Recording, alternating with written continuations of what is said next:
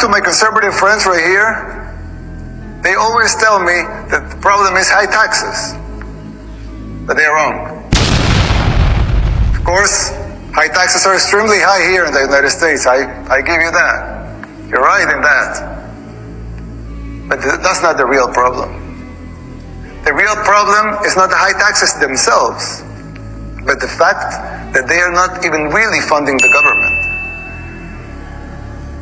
But even those high taxes, higher than a lot of places in the world, but even those taxes are really funding the government. So who's financing the government? Government is financed by treasury bonds, paper. And who buys the treasury bonds? Mostly the Fed. And how does the Fed buy them? By printing money. But what backing does the Fed have for that money being printed?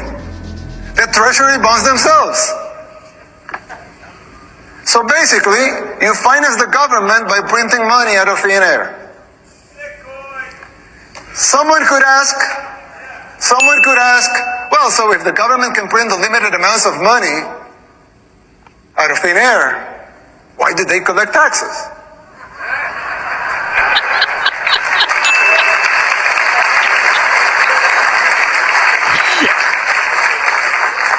I mean, in theory, it would make sense, right? If they can print unlimited amounts of money, why would they need taxes for? The answer is simple, but it's very shocking. The real problem is that you pay high taxes only to uphold the illusion that you are funding the government, which you are not. It's shocking, but it's true. The government is funded by money printing, paper backed with paper, a bubble that will inevitably burst.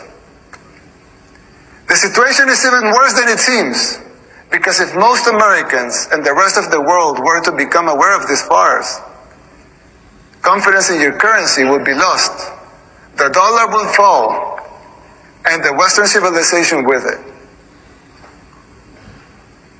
If the next president of the United States doesn't make the necessary policies and structural changes, sooner or later that bubble will burst. There's still time. You don't have to make the same mistakes we did in the 60s and the 70s. You can still jump before the water boils.